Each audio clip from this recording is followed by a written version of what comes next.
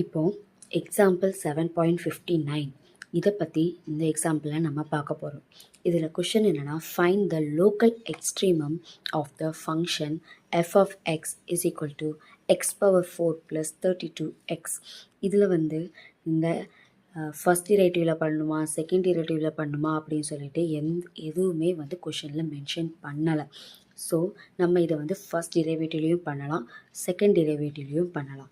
ஆனால் செகண்ட் டிரைவேட்டிவில் பண்ணும்போது என்ன ஒரு ட்ராபேக் இருக்குது அப்படின்னு பார்த்தீங்கன்னா, இதில் அந்த இன்ஃபார்மேஷன் 0 அப்படின்னு வந்துச்சுன்னா அப்போ நம்ம வந்து ஃபஸ்ட் டிரைவேட்டிவும் நம்ம செக் பண்ணுற மாதிரி இருக்கும்.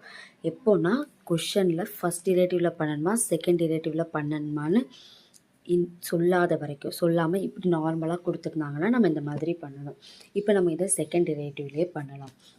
ஓகேவா? First F of X is equal to X power 4 plus 32x. இதை வந்து நம்ம எடுத்துக்கிடுவோம்.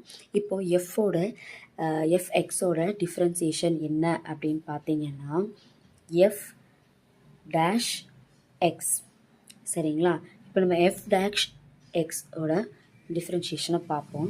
இப்போ என்னென்னா இங்கே பார்த்தீங்கன்னா எக்ஸ் பவர் 4 ப்ளஸ் 32xன்றது இது என்ன ஃபார்மேட்டில் இருக்குது? எக்ஸ் பவர் 4 வந்து எக்ஸ் பவர் என் ஃபார்மேட்டில் இருக்குது.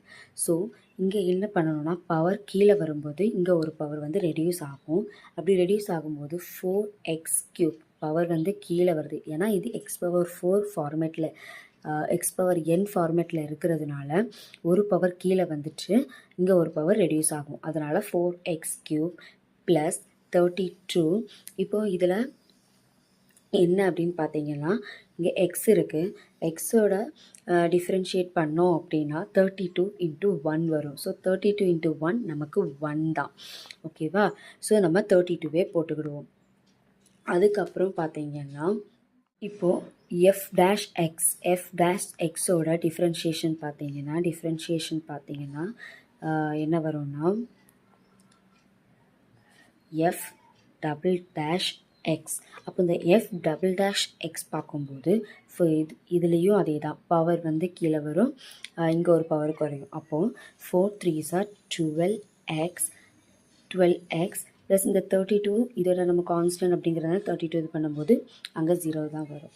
ஸோ இங்கே 32 போட வேண்டாம், பட் நம்ம இங்கே 12x மட்டும்தான் போட்டிருக்கோம். ஒரு பவர் கீழே வரும், இந்த ஒரு பவர் ரெடியூஸ் ஆகும். அப்போது 12x² வரும். அப்போது எஃப் டபுள் டேஷ் எக்ஸோட வேல்யூ வந்து என்ன கிடைக்குதுன்னா 12x